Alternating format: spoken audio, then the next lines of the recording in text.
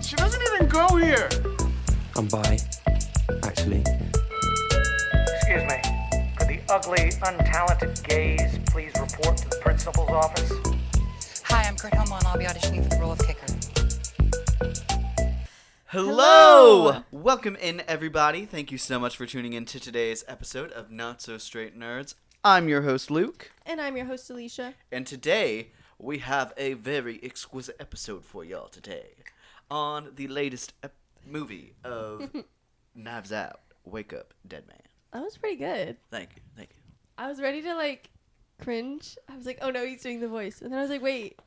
I kind of clocked him. He kind of clocked him. You did a voice the other day that I was like, you need to stop talking right now because it sounds too eerily similar. Oh, Lin-Manuel Miranda. No!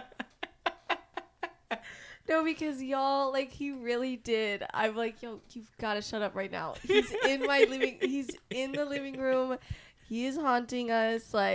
You've got to stop doing that. No, and then I also, accidentally nailed Pennywise, his voice that one time, the last episode of Derry. Mm-hmm. Killed that. Don't think I could do it again, but... Gosh, exciting nice. stuff. So, Yeah. Knives Out, Wake Up Dead Man, very exciting. The latest entry just dropped on Netflix. Unfortunately, neither of us were able to see it in theaters because it was Netflix. very limited. Fortunately, that's hopefully not something we have to worry about this franchise going forward. His contract 'cause ended. Netflix deal is done, and it is going right back to where it belongs in theaters, which is very exciting. Yeah, I agree. So there's a lot to talk about here. We haven't talked about the other two entries before, so we're going to start with that, some conversation on murder mysteries in general. Mm-hmm. Before we get into all of that, though, What's the vibe check? the vibes are great over here. Okay. Just spent the morning cleaning up my house and doing a bunch of the chores we've been putting off. So Yay. love getting that stuff out We of the love way. that.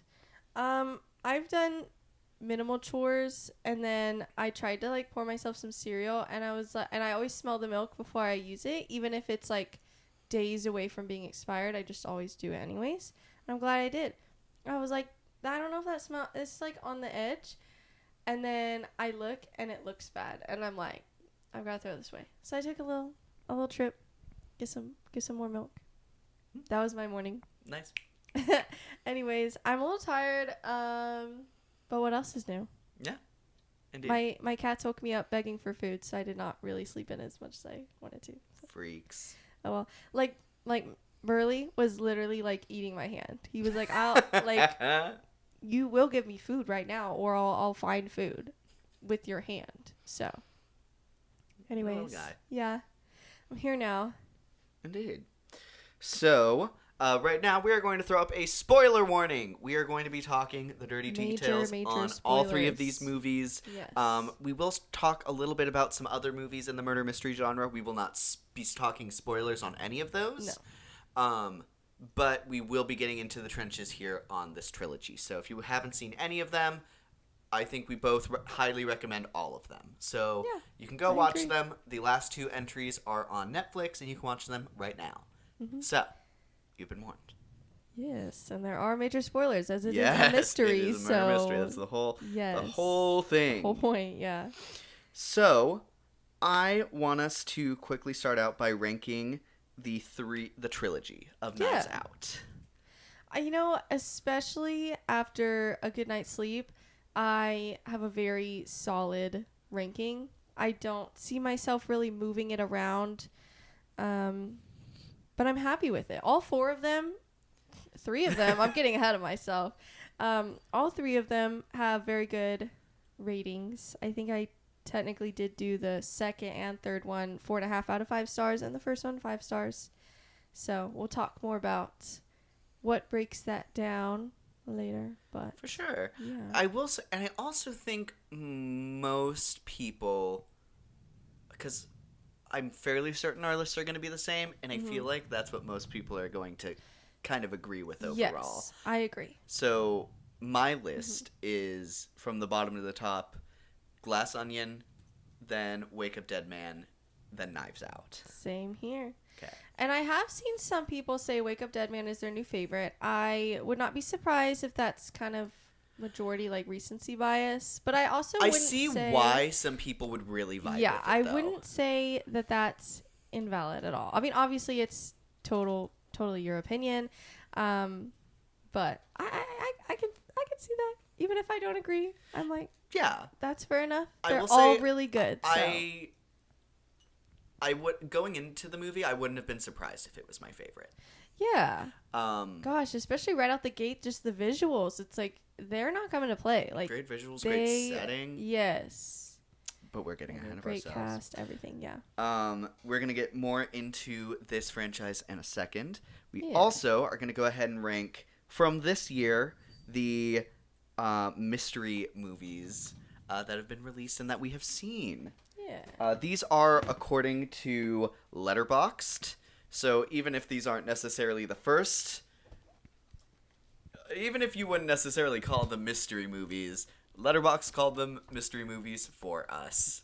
Yeah. And I will say they all definitely have some type have- of mystery Yeah, involved. they have an element of mystery. So be it. I have watched 16 of them. You have watched 15, correct? Mm-hmm. So I will go first, and we're going to go pretty quickly through these. Yeah. At number 16, I'm pretty sure this is going to be the same for both of us. I have Fear Street Prom Queen. Yes, indeed it is. Gosh. Whatever about the mystery, I will say I couldn't necessarily guess who it was, because it's all about finding out who the slashers Yeah. are. Once that kind of starts unraveling, it's pretty obvious where it goes from there. Mm-hmm. And it's all, regardless of the mystery, badly done in context with its existing trilogy. So bad. I mean, that original trilogy is so good and had such a moment, and then for this one to follow up the way it did is disappointing, to say the very least. So, yeah, that's also my bottom one, my number 15. So, Cool. that's- My number 15, I have Fountain of Youth. A mystery across the world, treasure hunt with family. Some interesting visuals with it set, I will say, but that's kind of it. I don't think any actors particularly doing great. And then I liked people clocking that the brother and sister had a weird amount of chemistry. Yeah. Which is very, very true. Yeah. My number 14 is Another Simple Favor. I think, I might be wrong, but I think I watched both of these films, A Simple Favor and Another Simple Favor, around the time that Another Simple Favor was coming out. And I also believe, I want to say that's close to when It Ends With Us was also coming out. Was that last year or was that the year before? That was last year. But this Was. movie came out, well, obviously this movie came out this year. Oh, it did. I forget that came out this year. This feels like a last year movie. I don't even know. No, but it was around like kinda crazy. April-ish, I think. That's a bizarre time. Well, didn't watch them close together. For some reason, I guess just I think watched you them. rewatched it before you went into that, was the thing. Maybe. But it has Anna Kendrick in it and Blake Lively. So if you don't like Blake Lively, it has Anna Kendrick in it. Whatever. I don't really care about Blake Lively one way or another. But she does some fun stuff in the first film. And the second film, it's not really anyone's fault. It's just everything and everyone is bad. It's really bad. I did not have a fun time. And Anna Kendrick is back on the second one? Yes. Interesting. That's all I'm gonna say. But there's someone, I'm forgetting who it is, and someone I like. But there's someone in the first film that does not come back for the second film, and that is one of the big starters. Like, ooh, I already like this film less because I miss them. Valid. That is on my list. And there's a mystery element to it? Yeah, you just gotta watch it. I would say the first one's good. You'll enjoy the first The one. thing is, it's not streaming anywhere. So, I thought it was on Prime. it is not. Guess That's where the maybe second not. one is. But not the first one anymore. Interesting. Very interesting. So weird. My number 14, I have Him. I guess this is a weird thing of mystery, because I guess that there's just some stuff that's unexplained until the end. Mm-hmm. But regardless, I don't think the mystery itself is very anything to hold on to, and what's otherwise also just a really bad movie. that can't be saved by some great performances. Valid. Very bizarre.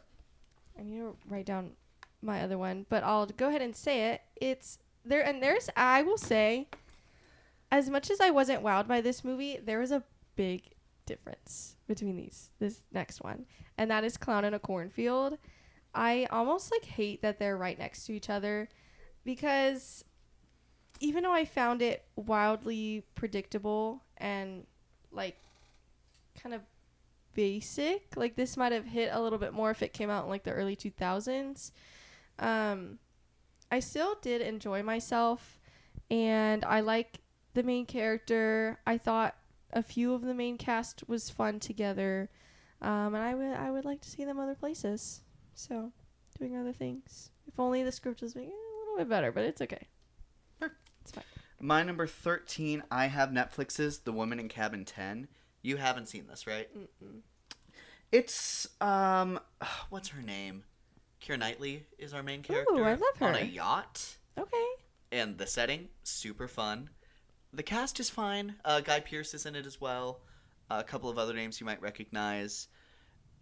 It's being on the set is super cool, but unfortunately, I clocked the entire mystery like basically immediately. Mm-hmm.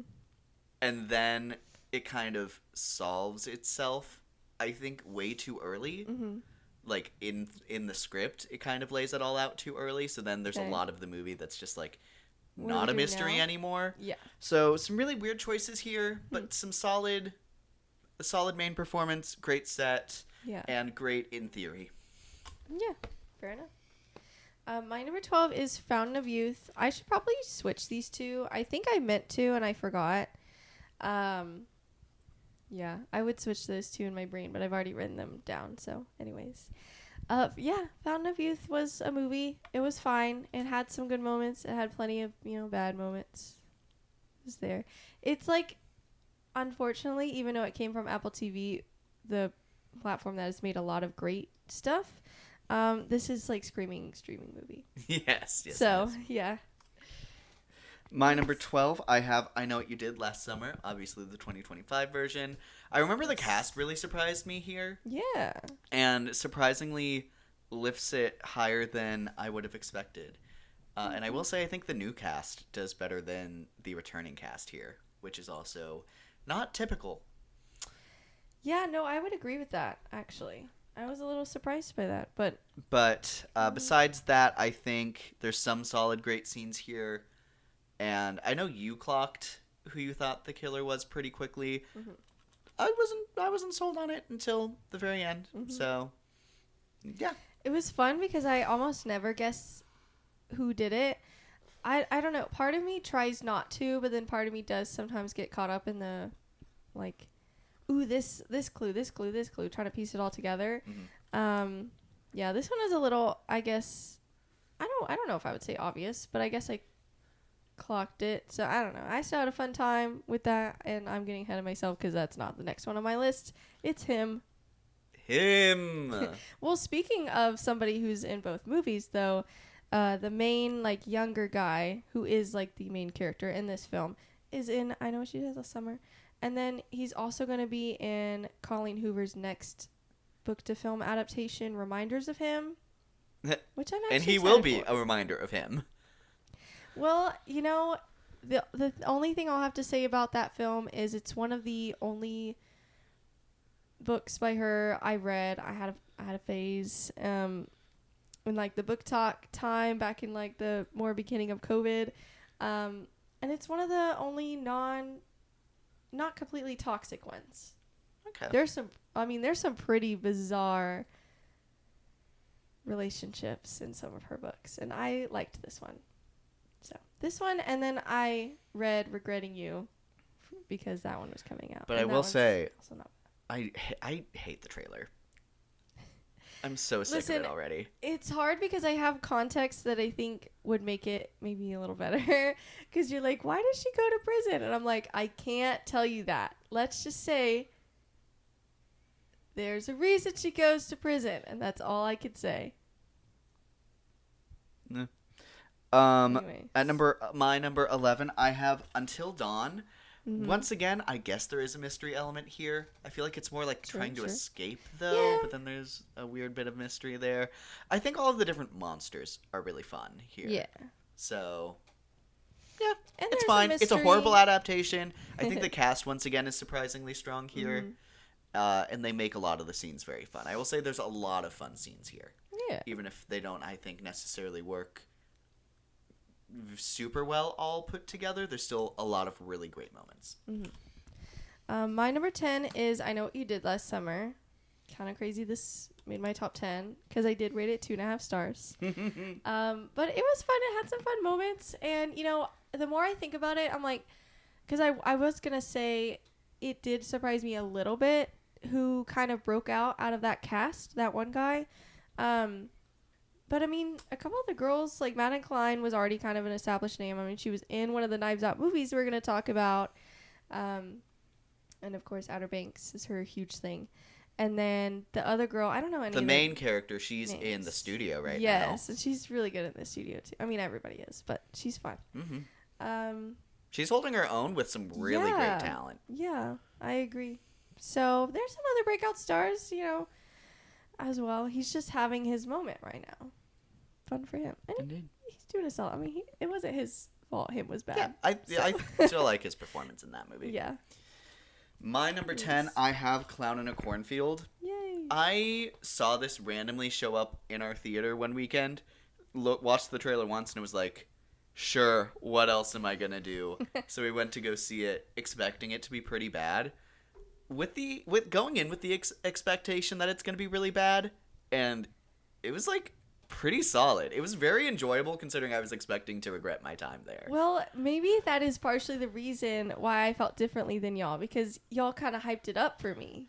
So then I went in with not high expectations, but like solid expectations. Maybe that's partially why. And then I would say like the main 3 cast members, I think, do a great job in this movie. Yeah. And I really like the mystery. I know you talk about how like you clocked it earlier.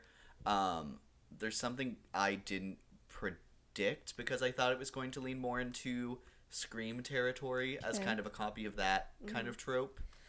Oh, we'll talk about And that. they I took don't a wanna twist spoil there that I anything, didn't so. expect. And that's all I'm going to say on that. Thank you for playing the vague game with me. My number 9 is Weapons. So I would obviously there's also a big jump between these two, but I also did not love Weapons like so many others did, and I will fully admit that. I was not a huge fan of how they edited the film and like the timeline order. Whatever, I don't know how to describe it. There's a way to describe it. It's not chronological, but they do it in little segments from the different characters' point of views. There's a word for it, and I don't know what it is. Anyways, wasn't a huge fan of it, but I did love some performances. Visually, it was stunning, and I think they play with some fun ideas here. Just thought it would manifest in a different way. But the third act was absolutely crazy, and I loved that. So, there you go. At number 9, I have Drop. And this was another great movie. I feel like a lot of these movies here in the middle, I'm saying, surprised me a lot. I was so sick of this trailer by the time it came out. yeah. This and Novocaine are very much in the same camp. I put them right next to each other in every time I think of them because I go in with at least I don't have to watch this trailer anymore, and that's going to be the most positive thing coming out of this. And then I'm like, wow, that was a solid movie. Megan Fahey, I think, does great. The actor that she's on a date with, I forget his name, but he's kind of up and coming right now. Yeah. I think he does great. And the mystery itself is very encapsulating throughout, and I like the way it kind of evolves in fun ways. Yeah. I liked it. My number 8 is Now You See Me, Now You Don't. I got ahead of you somehow. Anyways, maybe I didn't. I don't remember. Yeah, I thought this was solid. I thought obviously it's better than the second movie, Now You See Me Don't, or Now You See Me 2, whatever.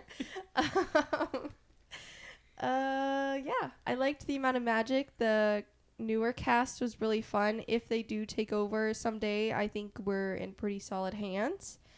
Yeah, we have a whole we have like half an episode on that, I think. Yes, we split that with. I don't know what There was else. another movie that came out that weekend. We split it with I something. don't remember. Whatever other release was that weekend.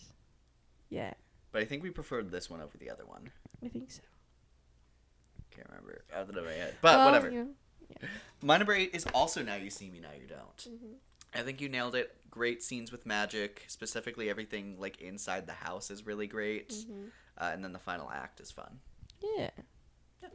My number 7 is Drop. I had different expectations going in. I was excited for this film and I came out satisfied.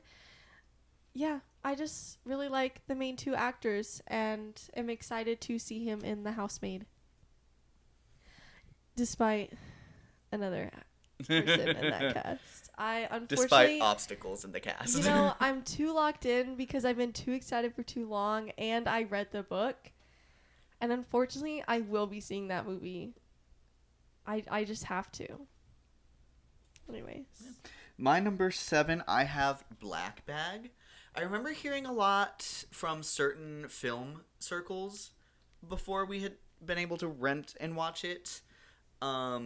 It's not what I expected from like a spy thriller. Yeah. The mystery element in a spy thriller, I think, was really interesting to lean into. Mm-hmm.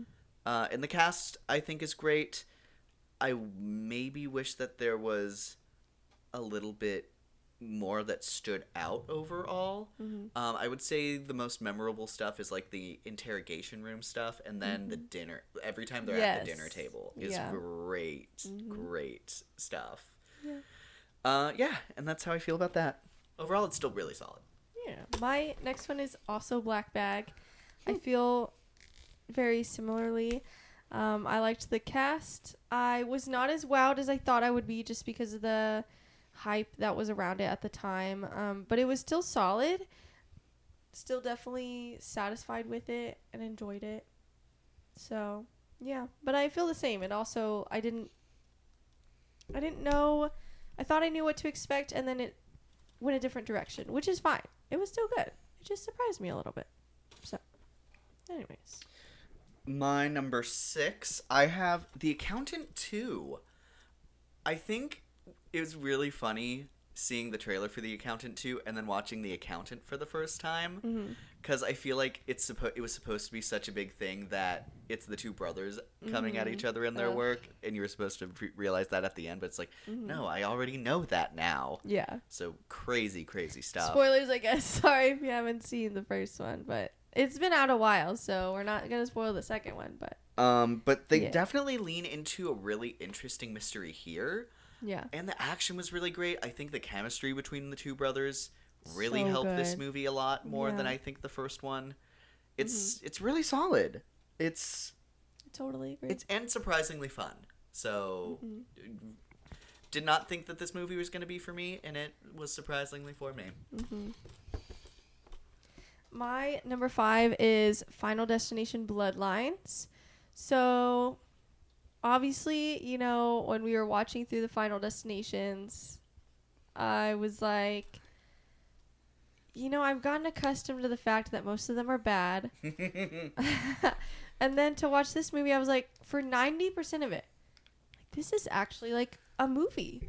Like, I'm enjoying myself. And then the ending, and you're like, yeah, it's a Final Destination movie. Right. So that's like my only gripe from that movie, but it's like a fairly big gripe. It does stick out. Every time I think about that film, I'm like, oh, the ending. The thing is, I feel like it's just a tricky franchise. Yeah. My number 5 is also Final Destination Bloodlines. Like, the cast is great. I think the kills work really well. Definitely the best, like, I love that we the got beginning, to like the see, premonition. yes. I love that so Oh much. my gosh. I love that we got to see the Julian the Phantoms guy. Yes, I love that actor. He's so that whole cute. cast He's so is so cute. underutilized. Mm-hmm. But, gosh, that end, like, I don't know how you can have these movies end in a satisfying way, I guess. Mm-hmm. Because I guess looking back, I've never really loved any of the endings of this movie, of this franchise, which maybe that's just an us thing. But I don't know. I feel It's like they need certainly to. a part of the brand, but it doesn't mean it's gonna be. It doesn't make it good. Yeah. Oh, and what's his name? Last name Todd. No, Jason Todd. Nope. That's Batman's Nope. son. But he's a horror. Forgot his name. He's a horror legend. This was his last movie. He's from all of the other movies. No, I feel insane. But he was also He the did really good in this movie. Candyman. He was also the first Candyman. So it was Mm-hmm. also a really great send off for him. And I think truly as a legacy actor, you couldn't ask for a better last role. No, it's almost insane how great of a send off it is. It's almost like, how did they film this? Because you can't believe like. It, So, it that's almost awesome for feels him. insane given the context that they filmed that beforehand. Yeah.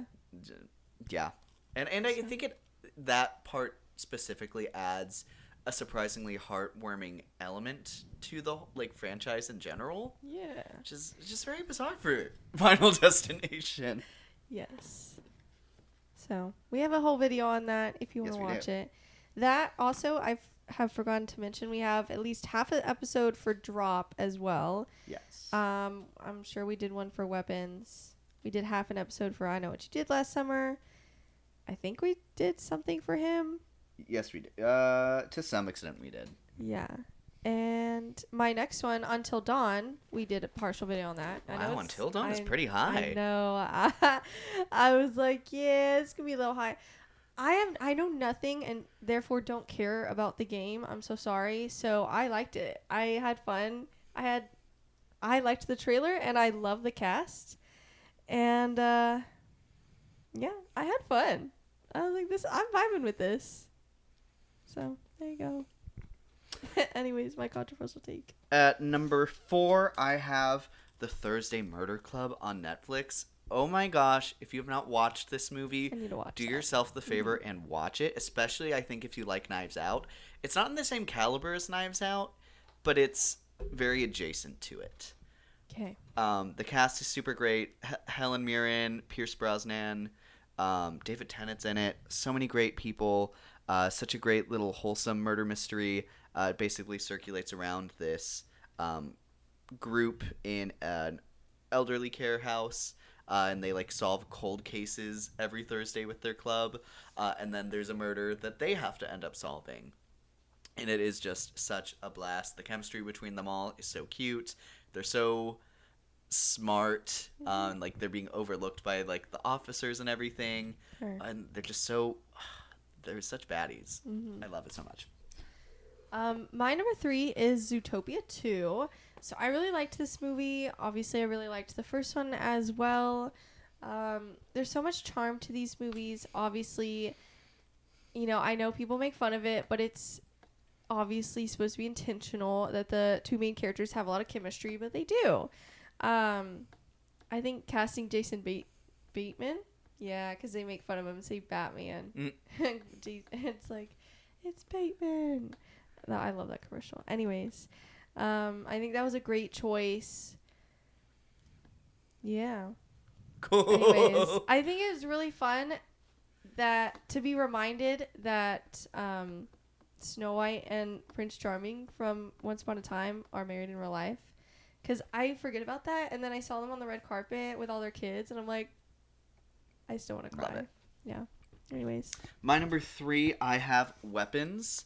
I think it is just so balls to the wall, and it starts from such a grounded place, and I love the progression towards our final act. And the final act is just so iconic. I think it is a perfect mix of slow burn and comedy and horror and thriller elements, and a great cast. I think it just does a lot. Some issues with it, admittedly. I enjoy this movie a lot, but it's not one of my favorites of the year. Yeah. But I think it's a very solid film. Yeah. And I'm a sucker for the out of order timeline of it.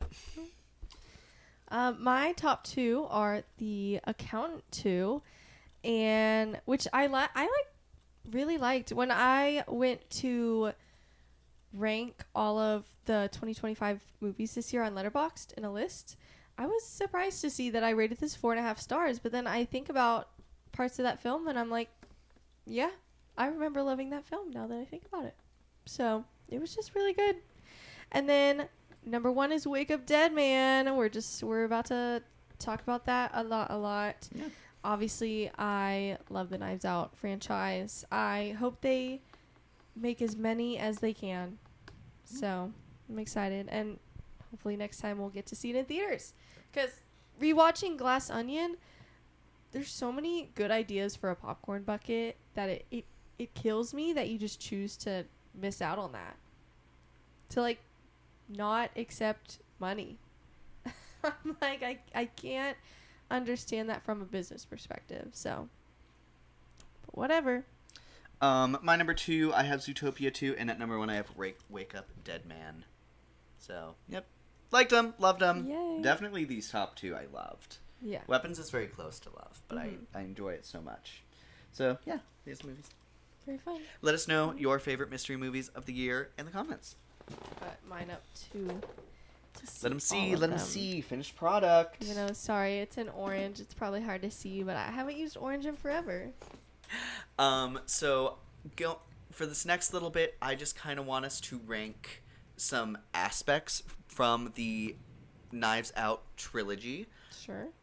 Just some of the things that they all have in common. Just kind of look at which ones do things better or worse. Okay. So, of the 3 Knives Out movies, which one do you think has the best victim? Okay, so since we're in spoiler territory, Yes. we'll just list them out. First victim was Harlan. Harlan. Then it goes In the to first one. no, not Miles. It's Drax. it's that Letterbox, guy. save me. Yes, it's the guy who plays Drax. And I'm also blanking on his name, which is Dave really Bautista cool is for me. Duke. Cool. Duke is the next victim. And then this movie is interesting. Again, one more time, spoiler warning. Wake Up Dead Man has actually, by the end, more so 3 victims, but 4 deaths. Yes, I think I'm gonna count for this. I'm gonna count the first victim. So we're gonna count Josh Brolin's The original character, that gets the ball rolling. Monsieur Jefferson Wicks. Yeah, Wicks. If I might go first, Sure. from worst to best, I'm gonna And this say is like how it went down, or just I'm gonna say overall? like their performance. Oh, a going into little it. unfair, but yeah, obvious choice here. I'm gonna say Duke is my least favorite. Then I'll say Harlan, and then I'm going to say Jefferson Wicks. I think that's the obvious ranking, in my opinion. You know, I liked Dave Bautista, but I mean, his character was not supposed to be somebody we liked, which I guess neither was Wicks, but he's still very flashy and interesting. And then Harlan, of course, is just... I wouldn't call him a sweetheart, but he's a sweetheart to Martha, and we love Yes. Martha, so... He has a very iconic I like him old because of man that. charm to him, Yeah. and like the cunty attitude that comes with that. Yeah. Mm-hmm. And like- then with Duke, I think it's unfortunate with kind of him and the rest of the cast leading up to it and not knowing who dies, like going into it, because unlike the first one, the last one, I didn't know who was going to die going into that one. So I think it's interesting. It doesn't kind of leading up into the murder. It doesn't kind of be like, and this is who you need to keep your eye on. Yeah. It just kind of happens.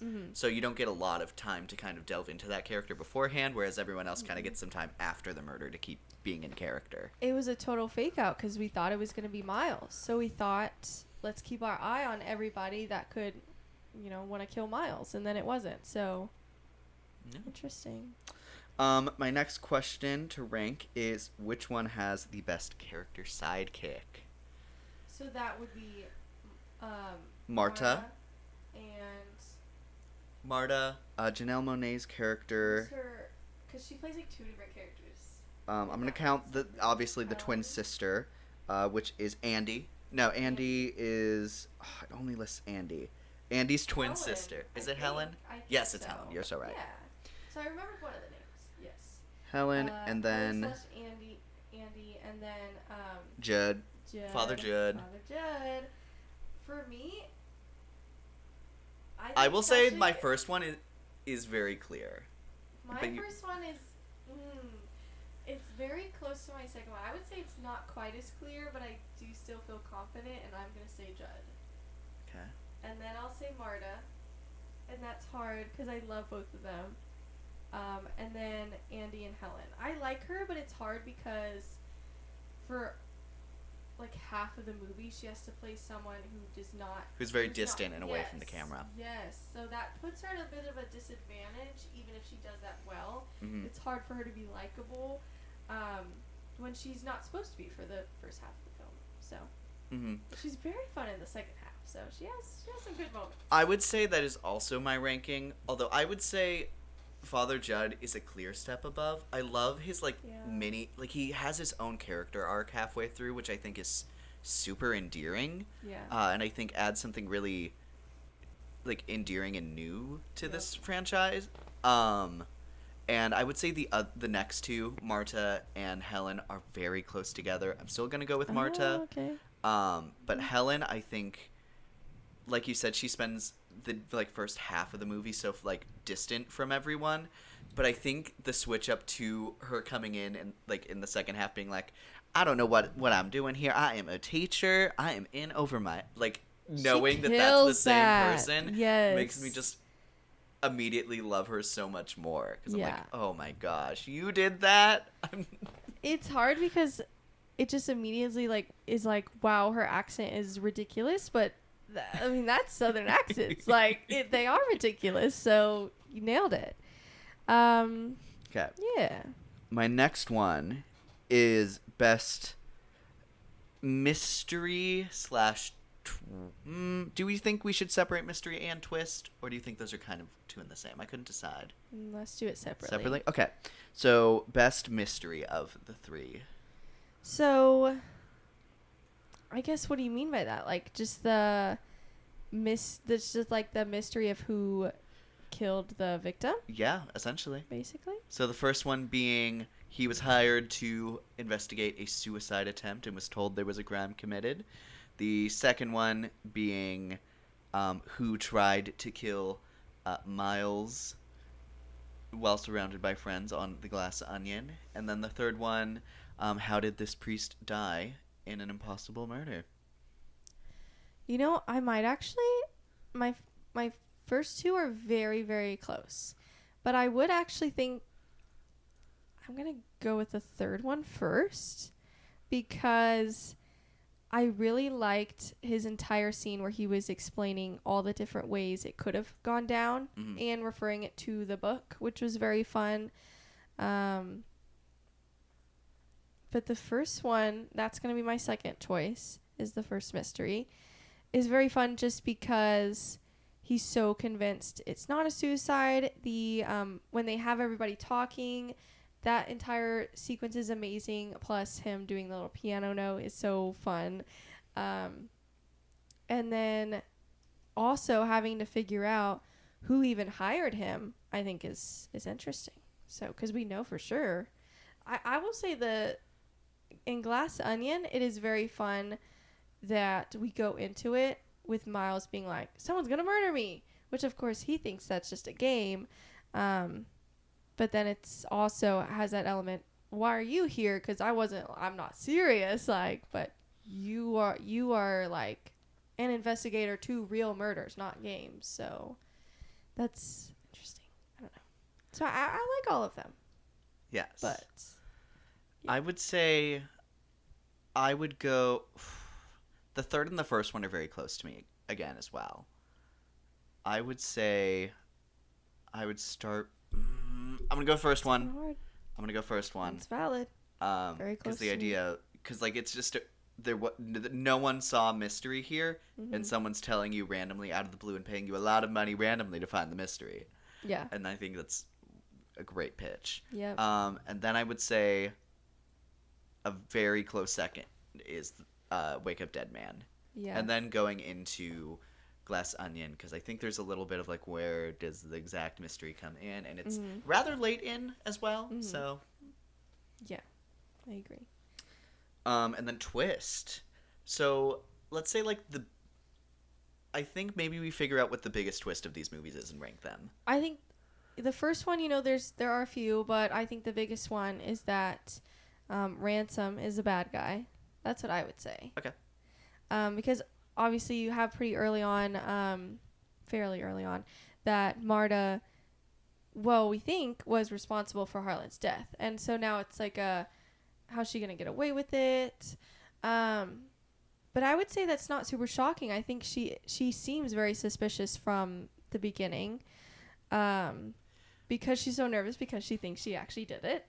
And I feel like at least in the first two, and maybe I just haven't sat on the third enough. Mm-hmm. There's like an early on twist that changes the movie to be something very different. The first one, that's obviously that we see like very explicitly everything that happened with Marta and Harlan. So it's like an anti-mystery for so much of it. Yeah. And then in the second one, the twist is you find out that Andy is already dead and they're investigating her death. Yep. And Helen's there taking her place. Yeah. And then what do you think would be the equivalent of that with this third entry?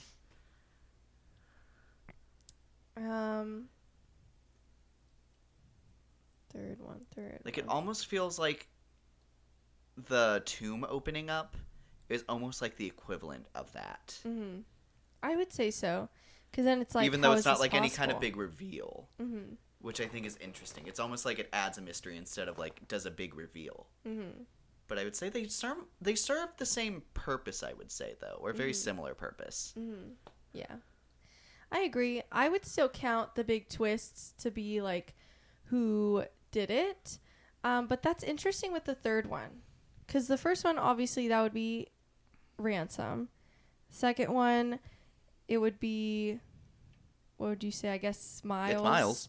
And then the third one, because there's multiple victims, is that Glenn Close and her character, which I think is Martha.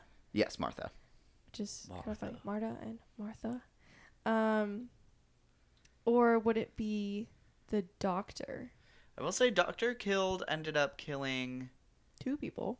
Because he killed the father, then he killed... Samson. But then Martha also killed herself, so she also has 2 under her belt. It's true. I would say... Ultimately, I think it goes to her because at least Yeah. 3 of those were directly planned by her. Yeah, and, the doctor, I guess, was more surprising to me because I didn't really... I mean, I guess the suspicion was there, but I liked the build-up to Martha doing it and being behind a lot of it, even if I almost immediately clocked that she was, suspicious. I liked her build-up better, and I liked the speech she gave, everything else about her better. So I would also pick her. So, and I liked just the twist, like, why is Benoit Blanc not explaining what happened? Maybe we'll just say, like, twists in general in the movie. Like, overall, like, all the twists. All the twists? Which I think... That's a lot. That is a lot. I would maybe say the third one, just because I think there's a lot of them. I would easily, for me, say the first one, just because... I literally fell out of my seat. Like I'm not joking. I really did fall out of my seat when first watching this film. Like it changed my life as a person who watches films. Like, so I've got to give it to the first one, but then I would also say the third one. So. I would go third, first, second. Okay. Sorry, Glass Onion, you're getting the short end of the stick, but even though you're not bad, you're actually still really solid. So my next one, I have best ensemble. I would say the first one still utilizes its cast the best. I think easily so, but I would actually say the second one is going to be second for me, and then the third one. I think the casting is the best in the second one. Like, I think they truly just got good. Like, some really hard swingers there. Yeah. Even if I think a couple of them were underutilized. The second one and the third one, I think, struggled to fit them all in the mystery itself. I think the third one more than the others, which is why it's in the bottom for me. But I will say casting Josh O'Connor, I think, is the best casting, obviously besides Benoit Blanc, you've had across the entire 3 movies. Gosh, yeah, I think the second one for ensemble goes for me first. Then I would go. Oh, that's hard. I would go first and then third. Best killer. I'm gonna say main killer again. Okay.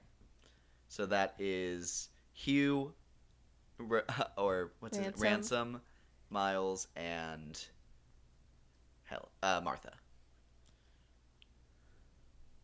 I mean, I would say How can Ransom. you beat Ransom? I mean, yeah.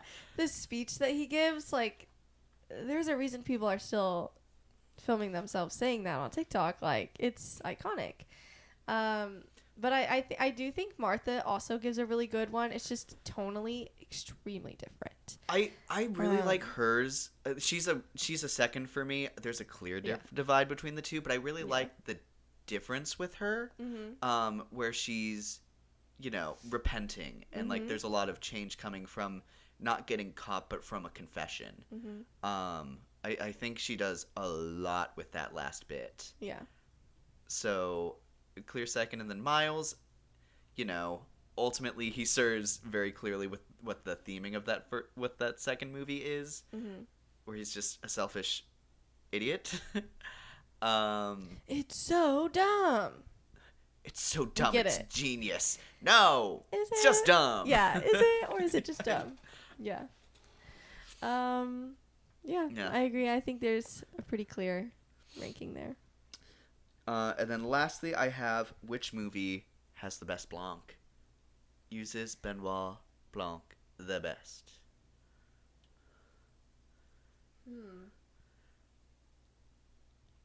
I would say, I don't know. I really like him in all 3. You should go first. I think obviously he's great in all of them. You should go first. I would say he's my favorite. I think his role is my favorite in the second one. I was also kind of the way he wanting to reacts say with that. the whole ensemble first in such a friendly way, Yeah. and then the way that kind of changes throughout the mystery, I think, is a really interesting way. It's I think the only one where he feels really a part of the ensemble. Yeah. Which I think is really fun.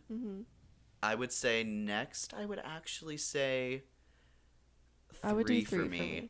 I think they do something very different with him here, with him kind of coming into this place and having such different beliefs from everyone else. And I like seeing some like change within him. They he, almost challenged that with the scene with the phone call when the tonal shift is so drastic. But the more I think about that scene, the more I am obsessed with it. Because it really challenges this idea, like, we're getting so caught up in the mystery, like, what are we even doing here? I love the idea of like losing the thread of like what you came here to do, and the idea that you lose that this is like people's lives, and like people's well-being Not for just like a puzzle. game and a puzzle. Yeah. I do really love that, and I love Blanc having to challenge himself and kind of set his ego aside, because even though I think he is like a really great guy, I think there is inherently a lot of ego with him, but I would almost say he has almost like a healthy ego. Yeah, I agree. Where he like really waits to be challenged before he kind of steps outside and does his thing, which I think is such a charm to his character. But I love that even that's challenged, and then he ultimately, decides to let someone, follow their belief instead of kind of bulldozering over to do what he always does. I think that worked really well in the third one. Yeah. And then I would say the first one, he's really almost more of a side character here. Like, he has about the same amount of like screen time. Like, he has like a little bit more than most of the family, which I think is very interesting considering what an iconic character he ended up being. I agree. So, totally agree. And that is the last of those that I had. Can you think of any others? I don't think so. I like it. I like it. Ooh, actually, last one, setting. The Glass Onion, that Harlan house or the I forget the location, but the church. 312. I think easy for me, actually. Because I could understand 321 as well. I honestly The house can't is so understand. fun, though. Yeah, the house is and really the fun. church is so fun. Mm-hmm. I would say I kind of wish they explored the house a little more. But I'm going to go 312 Yeah. as well. So, Okay. yay. So back to our outline. Going into the third one, Mm-hmm. what were you expecting? I had high expectations, of course. I will say, I only want to talk expectations, not yet how they were met or changed. Yeah. I was excited for the most, probably Glenn Close and Josh O'Connor,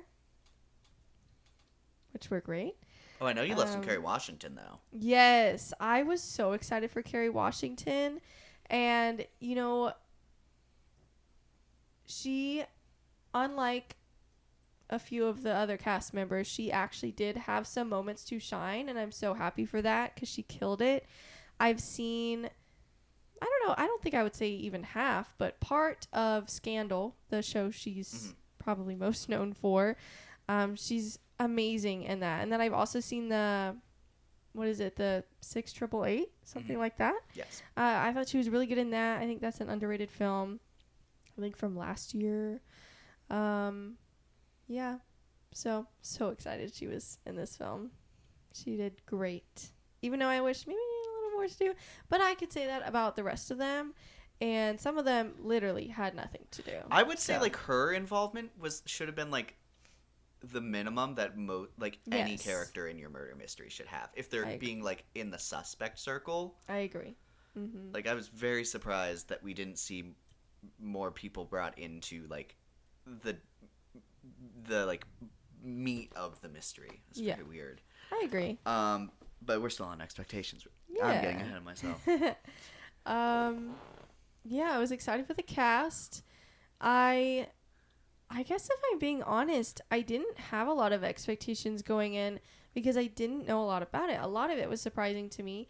I didn't realize that Josh O'Connor was, I don't know why, but I didn't realize he was going to be the next sidekick character to Blanc. So excited he was. He did great. I knew it was going to be set in a church. And you saw the trailers, right? Yeah. But I guess, I didn't expect how beautiful the movie would be as well. The great use of lighting, when it goes from cooler to warmer tones. And the tonal shift that happens. I mean, none of these are expectations, but that's my point, is that there's a lot that surprised me with this film. So I kind of just expected to go into it and really enjoy it, and then everyone was saying the twist was great, the movie was great, some people were saying they liked it better than the first, so I really just had high expectations, not much more detailed stuff than that. So Sure. Yeah. What about you? Anything else? I went in with pretty great expectations. I think the cast was very strong. I remember seeing Benoit Blanc with his hair grown out, and I was like, I feel like the character's going to feel different here. And I'm very interested to kind of get into that. Yeah. I remember Josh O'Connor, he was huge in the trailer.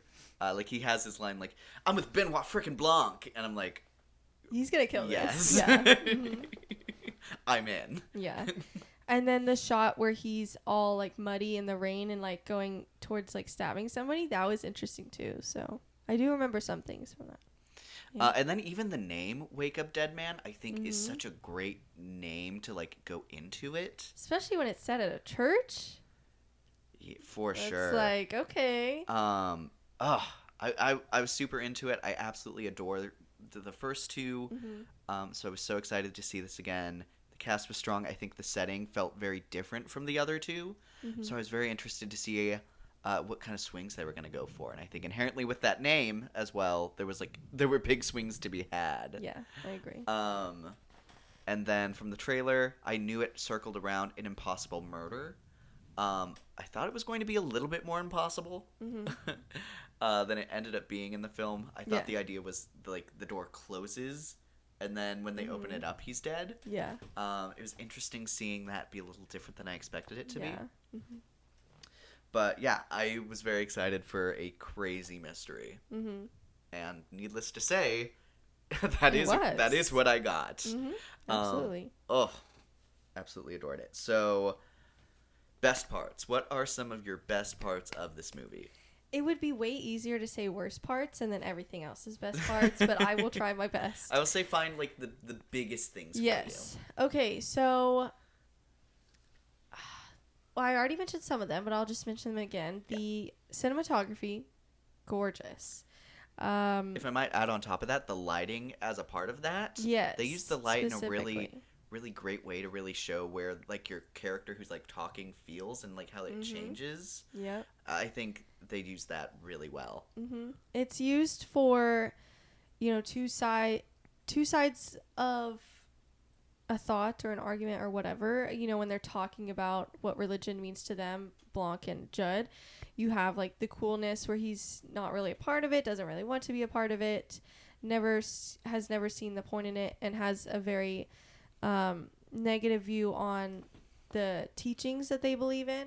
And then Judd is showing, this is where I was in life and this is how it saved me. And despite being here, like, with a pretty ugly, like, leader, I still have faith, and it still brings me so much positive things, I guess. And that's, warm when it's on him talking about that. So, and then later, I love when Blanc has like the epiphany of like, I've solved it. I figured it out. And it's just like the brightest it's ever been the whole film. I love that. I love that the first time we see Wix's mother in the flashback, it's super, super red in the back. I mean, she looks like Carrie. She looks like she looks on possessed. A deathly mission. And then when they flash back to it later, once they start to have more sympathy for that woman, it's not red. It's way less scary. Once they realize what she was actually there for. She wasn't there with just like hate in her heart, wanting to destroy everything. She had like a purpose, because she was tricked and lied to and manipulated. And I love that comparison. We have a lot more sympathy for her. So I almost wish we got to explore her a little bit more, but anyways.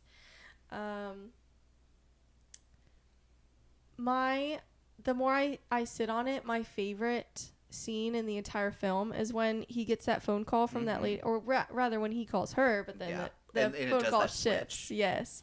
It's almost like if this was a horror movie, I was a little creeped out by like how crazy it was a switch. Because it sounded like if it was a horror movie, it's one of those. It reminds me almost like something out of Smile. No. Yes, that's exactly what it is. It sounds like they're then possessed by like the Smile demon or whatever. Obviously, this is not a horror movie, so that's not where it was going.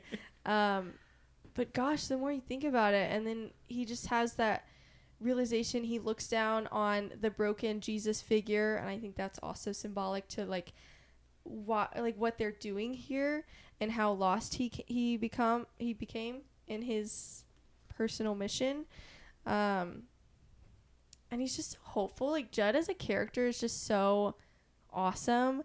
I love that he kept saying like this, not this, like hugs, I think not that's fighting. a great bar from him. The idea that,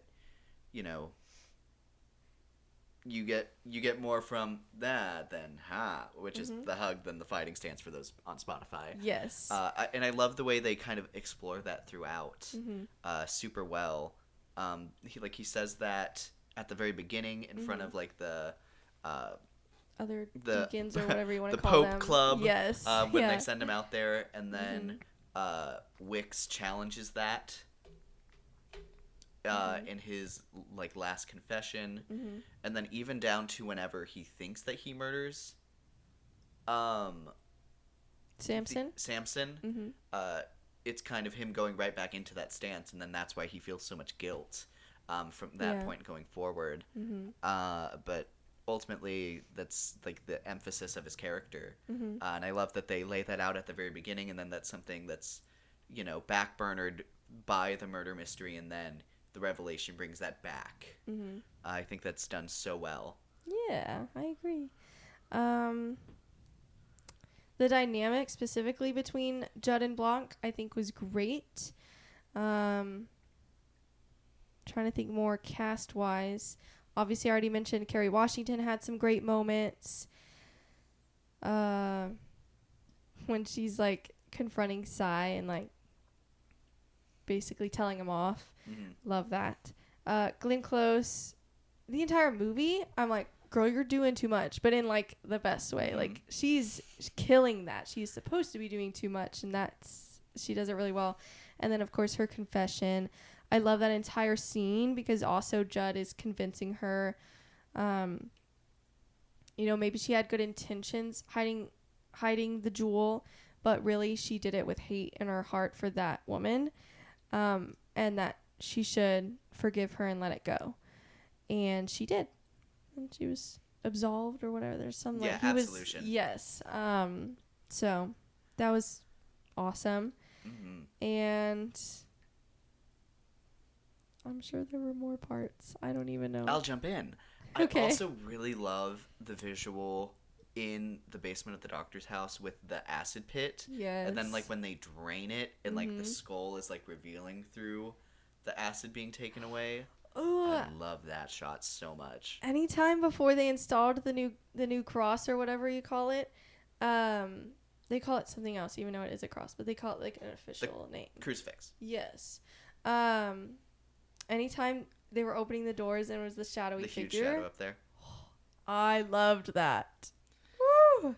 Anyways. I loved the two different times in this movie, like towards the middle, whenever we're closing up him writing his letter, and he's like praying for someone for like justice to solve the crime, and then Benoit Blanc walks in, and then when he's talking about at the very end where he's like, I needed to give someone a chance to come forward with their own free will to absolve themselves, right as she's coming in the background. Loved both of those moments. And then the light every time someone came in, like specifically like Wix's entrance, I loved. And like him just completely covering the cross with his shadow. Great visual storytelling. Yeah, I agree. I love the production design choice to not have any decoration in the church because it was all torn down and he refuses to put it back up or fix it or replace it or whatever. Yeah, I don't know. I thought maybe they were going in a direction, like they were going to do something with the fact that he hated his mother so much, and I thought it was going to have more to do with like his outlook on all women. They didn't ever go that way, which is fine. Not really a complaint. It just didn't happen. But I did like the exploration with him and his mother. So, and then Cy as well. Cy was not my favorite, but it's okay.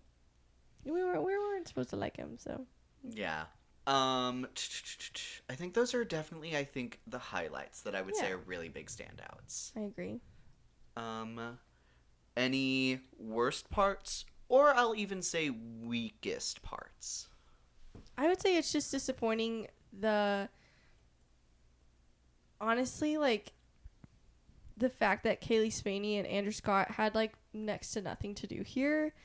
I loved the visuals of when Kaylee Spaney was playing the cello. I thought that was great. I thought it was hilarious when she stood and she's like, I can stand, it just hurts. Or walk and it just hurts. It was so, because I clocked that too. I didn't realize she could do that. It would just hurt a lot. So I was like, she's going to stand at some point in this movie. And then she did, like, not too much later. And I'm like, I clocked that. So they all freaked out. Yeah, especially Andrew Scott. I love him in several different projects. So it's like, it's very bizarre he had such a small role here. Um, anything else? I didn't care that Psy didn't have a lot to do because I never liked him or anything they were doing with his character. Not that you're like super supposed to, but I almost like disliked what was happening here. I think he was used like the perfect amount personally. I think like I didn't need every any more of person in him. that circle was supposed to like represent a different aspect of how Christianity uses like not Christianity in general, but like group religion can be twisted to make people lean into their more worse traits through fear and just hatred. And I like the different aspects that like each character was like emphasizing different ways that happens. And I think Cyrus was a very big one. Like I think he represented like probably the most visible and vocal version of what that is. And I think it's always tough to play a role like that. I would say it's similar to what like Duke was like in his movie, but Duke had an element in his performance where he was always being undercut by the fact that that lifestyle is bullshit. Where there was less of that explicitly here. Yeah. There was, I love the Kerry Washington's character being like, and by the way, you're gonna have to get your stuff off the street. Yeah. I almost wish, because she's a lawyer and they say that multiple times, I wish they did more with that especially when Sai was threatening to sue Judd and the church if they didn't give the jewel back. I almost wish she was like, that's okay, he'll have me if he ever needs me or something like that. But I mean, I understand that the group had left at that point. It'd be nice if like he had her business card or anything. I also wish Kaylee Spaney's character, I don't even know her name, I wish she somehow could have gotten some of her money back, because I feel really bad that she had nothing to do other than being scammed. And then, I mean, she played at the end, so I mean, she got her happy ending, but I'm like, I still like, you couldn't have found a way to maybe like give some of the money back. Anyways, I don't know. I don't know. I like the idea, like with the ending, that it's kind of God's place to forgive with how horrible you're being, because end of the day, everyone in that circle still let and allowed Wicks to be the horrible person that he was. yeah. So I don't ultimately feel all that bad for any of them. And I like that she did not, because I'm gonna call that one karma. Kind of don't get something for being a horrible person just because you pay for it. Anyways, we're still on worst parts. I'm trying to think if I have any. Mila Kunis, I think. yeah. That role, like especially after the police officers in the first one, I think they are so charming and add such a fun energy. She's such a nothing character here. I'd never care for her. She brings almost a wet blanket to any scene that she interrupts, which I blame mostly on the role itself, and I think she's just not elevating it in any way. I agree. I also kind of felt that way about Jeremy Renner's character a little bit. I didn't really care for him a crazy amount. I mean, he was fine. I think aggressively fine is how I'd label him. I think that's the problem, is like even the characters who had a little bit to do, like Mila Kunis and Jeremy Renner, it's like, well, I didn't much care for them. And then Kaylee Spaney and Andrew Scott didn't have anything to do. Cyrus was annoying. Everyone else was good, but that's a good chunk of a cast that's supposed to be an ensemble-led film. And I actually would not say it's an ensemble-led film. I think it's Judd and Blanc are clear leads and everybody else is ensemble. Versus the other films, I do feel obviously there's like more leads of the story, but I feel like they're pretty strong ensemble films. I don't know if I would say that about this one. So, Sure. Anyways, Um, a lot of that's kind of nitpicky though. I don't know. sure. Oh, something I'm sure this is just a me thing. For some reason, even through it didn't clock until like halfway through Martha's explanation. Mm-hmm. For some reason, I was not clocking that Wicks was dead, actually dead in the thing. For some reason, I thought it was some like medically induced, like close enough to death Mm-hmm. thing, and they were just like keeping him somewhere else. Like specifically when they do the shot of Samson getting into the coffin, and then like Judd Wicks's body is underneath it. Mm-hmm. I was like, okay, cool. So the whole thing was like they were just going to take away his inheritance so he couldn't use it, and then he'd come back and be like, whoa, what happened? And it was Where's like, the dude, you're diamond?" Jesus now. It's like, Mm-hmm. what? And I remember having the thought, it's like, wow, imagine like getting drugged and then waking up and being told that you're Jesus. So I'm sure would it's just love he would. And that's also because at that point, I think I was still convinced to some extent he was in on the whole attempt to come off as Jesus, Mm-hmm. especially with him talking so heavily about like him and his son.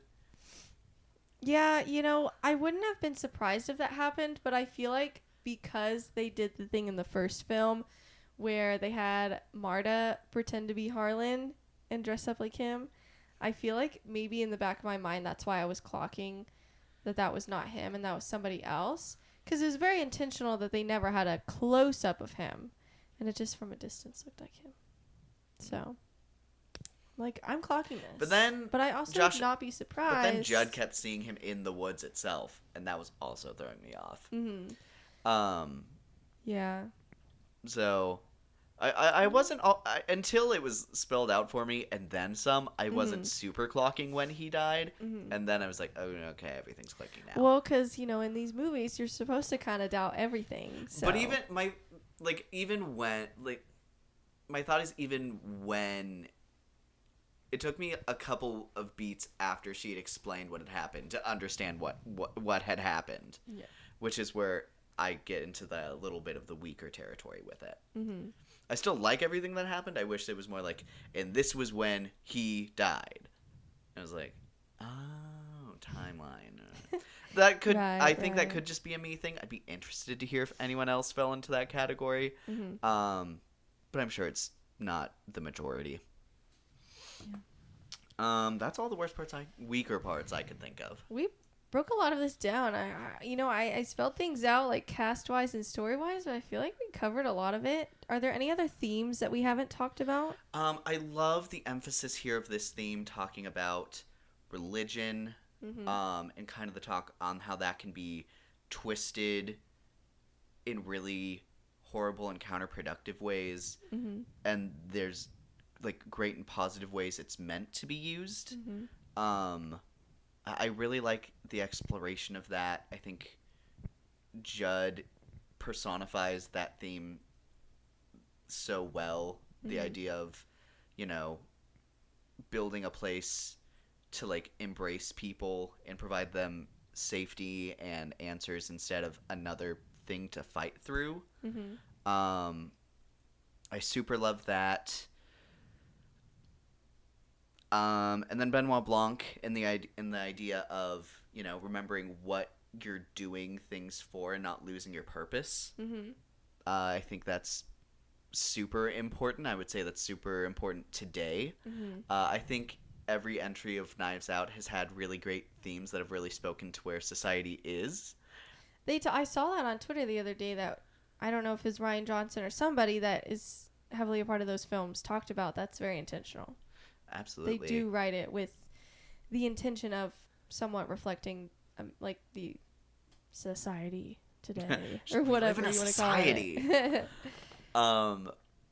But the first one is a lot about, the immigrant experience and being perceived as less than, almost like on a, not accidental, but like on a subconscious level from people with privilege. Like I always think about that scene where they're talking to her, asking her about her experience, even though they're being racist. So they're just, other people in the family are clocking that too, and they're like, oh, don't even talk to her. Like, that's just, you're just being nasty. But then the guy who's being nasty subconsciously, like, hands her his dirty plate. Like, what a great choice to reflect who he is in that moment. So. And then also with that movie, even with the characters who are defending her, they're also...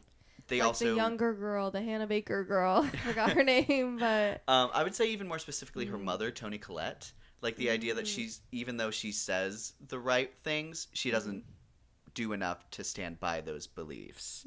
So she's just as, you know, horrible at the end of the day as the people who are saying the bad things they believe out loud. Which I love that. Going into the second one, great bangers from Blanc. It's dangerous to think speaking without thought is the same as speaking the truth. Yeah. It's so, like, just because you're an honest person doesn't make you a nice or good person. Like, and it doesn't always make you right either. Like, just because you're saying your truth, like, you could just be an asshole. Like, it doesn't mean I'm just brutally honest. Just because you ended up with all the stuff does not make you the smartest person in the room. Yep.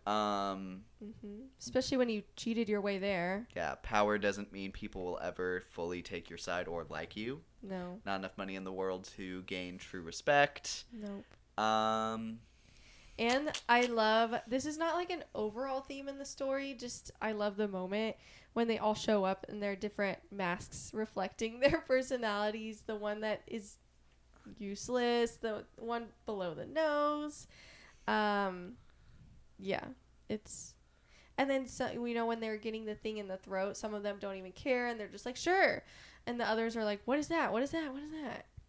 what a random use of Ethan Hawke, by the way. Yeah. That's No, so I know. crazy. I also saw on Twitter someone was like, they should cast Ethan Hawke in the, and they're like, I got bad news for you, buddy. He was already in one. No, oh my gosh. The Jeremy Renner Jeremy thing? Renner. Yes. Why are you here with Jeremy Renner's face when Jeremy Renner is canon already? Was on the hot sauce. That's really funny. I do wish they kind of acknowledged that. Yeah, I like have some stocks and some hot sauce, so I'm rich or something. I don't know. That's funny. Oh, that is crazy. But yeah, super loved the themes here. I would say the themes here are equally as strong as in the first one, and I'd say their execution is probably the best of the trilogy. Mm-hmm. Just because I think they're very present in the first one, but I don't think they made me feel as moved as they did here. Mm-hmm. Is there anyone we didn't really? Let's go. Make sure we go through our cast. Benoit, Judd, Wicks, Martha, Vera, Geraldine, Dr. Nat, Simone we talked about, Lee Ross. Didn't talk much about him, but there's not much to talk about. Same with Samson. I feel like he didn't have a lot to do either. He did stuff, but he was more almost like a plot device than a character. For sure. But I still think he did fine. Also, shout out to Annie Hamilton as Grace Wicks, the mom, in the flashback. She did great. She didn't have a lot of scenes. She really only had like that one scene, but she killed that. So I would actually, if they're gonna make another Carrie, that was giving Carrie. Like, she's probably old for that. She's too old for that. But she could be, some other horror movie or something. Sure, for sure. Yeah. So reception. I am going to pull up the other two to compare. Ooh, also, I made some story points. I liked the beautiful mosaic shots that they had with the camera sometimes with the red and blue. I saw a picture of how they assembled that. And they didn't just like pull up to a window and shoot through it. They like had it somewhat like attached to the camera, which I thought was really cool. So, Okay. Anything else? I thought it was funny that there's another inheritance on the line in this movie and blackmail. and blackmail. So with the Wix guy blackmailing them, kind of like Miles did, the group, and then there's inheritance that he's after. So the whole group's not after it, but there are several different characters throughout the movie that are. So looking at the Rotten Tomato scores, the first Knives Out had a 97 from critics, a 92 from audience. Yes. Glass Onion had a 91 from critics, a 92 from audiences. What do you think the critic score is for Wake Up Dead Man? I mean, I knew it was pretty high. I feel like it's still probably pretty high, like a 98. 98 would be the highest. Are you locking in? Yes. It is a 92. Oh, So okay, that of the went three, down. it's in between It's okay. the other two. It's okay. What do you think audience score is? The last two were 92. Oh, okay. I'll say, since it's a little early, I'll say like a 94. It is 94. Slay. I feel like it might go down over time, but it's, it's early. So Yeah. So that's awesome. clearly people are still as in love with this franchise as ever. I would say Yes. very rightfully so. Yeah, I'm happy that it's out of Netflix's hands now, so it can be in theaters and make money and continue to make a lot more. I will so. say, This and White Lotus are so fun to find. It's like there's so much overlap too with like but I like this one could be in because the last two have been very White Lotus coded. This one feels very different though. And I would almost really like to see it continue be different. because it's not a bunch of snobby rich people. Yes. So they were all their own characters for different reasons. So I agree with that. Yeah. Very fun. I would love to continue seeing different themes to explore in different groups. I think that there's a lot you can say about society, and I think there's a lot of different people you can explore with that. Yeah. Yeah. Is there anything you nominated it for at the? I haven't even done that yet. I think Oscars? ensemble is a clear one. Yeah, the casting. I would say Josh O'Connor definitely makes my short list at least for. Yes, I put him and Daniel Craig, even though I would pick Josh O'Connor easily over Daniel Craig. Sorry, you did great, but yeah, I put this on the short list for Best Picture as well. It's on a lot of short lists. Yeah, ultimately I think it's too competitive. I would say maybe even original screenplay. I think it's too competitive for this to super stand out as the third entry. I think this could get casting. Casting is certainly up there. I think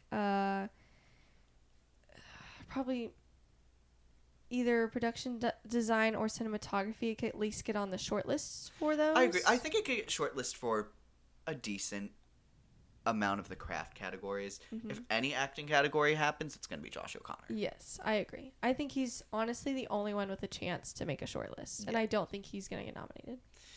Wouldn't be mad. Which I would say is maybe kind of a shame, because I think he does really great and elevated work here. Like, I think it's probably... I'll say this with some certainty. I think it's the best performance and role of the entire franchise. I would agree with that. He does great work here. Yeah. And then I also put it in editing because I feel like I still don't have a short list for editing. This was my 5th movie in that spot. I agree. I'm really, editing it probably could tough. get into some editing. Yeah. I didn't do anything for costume or hair and makeup just because I feel like none of them really stuck out a whole lot to me. Last movie, Glass Onion, absolutely costume. And maybe it got in, I think, 1 nomination, I want to say, for Academy. Didn't win, but I think it got in a nom. I don't remember if it was costuming or something else. And then, yeah, it's on my short list for screenplay, directing, Best Picture, and supporting actor, but I don't... Maybe Best Picture, probably not, but maybe. We'll see. Yeah. Anyways. And then my last kind of conversational topic is Knives Out 4. Rian Johnson has talked about how he wants to make these basically until he dies. Good, because I want to watch them until I die, so... Also, is it... Oh, no, people are talking about casting for the White Lotus right now with Helen Bonham Carter. Yes. But she would also. Oh, be she would great eat there. this. Yeah, it's hard because it's like there's a lot of people that could be in these. There's a lot of movies. great crossover. Mm-hmm. So I'm gonna start this out by saying setting. Where This- would you? where would you want another one set?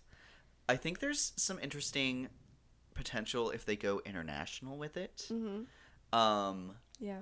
I think some areas that we haven't covered, because obviously we've done like two rich movies, one with religion. I think politics is maybe a decent look, something similar to The Residence, which I think is right in the same vein as this. Yeah. I think I could easily see something like that happening. I would maybe almost say I would love to see that maybe done internationally. Like a royalty, like king and queen. Ooh, royalty would also. I think that's a good one. Yep. Gosh, I don't know. I was thinking there could be potential since, hopefully there's going to be a lot. I think one day it could be fun if there was almost like a haunted house vibe. This franchise reminds me so much of the Hercule Poirot movies, the trilogy they currently have. Yeah. I think it's a shame. I think they're done with it because, Yeah. especially the last one, I really love Haunting in Venice. Mm-hmm. I hate that it feels like they kind of found their footing with the franchise right as it ended. I hate it. Yep. But I think it would be really cool to see something like that. Ooh, maybe in like Louisiana. Yeah. New Orleans. It could be fun.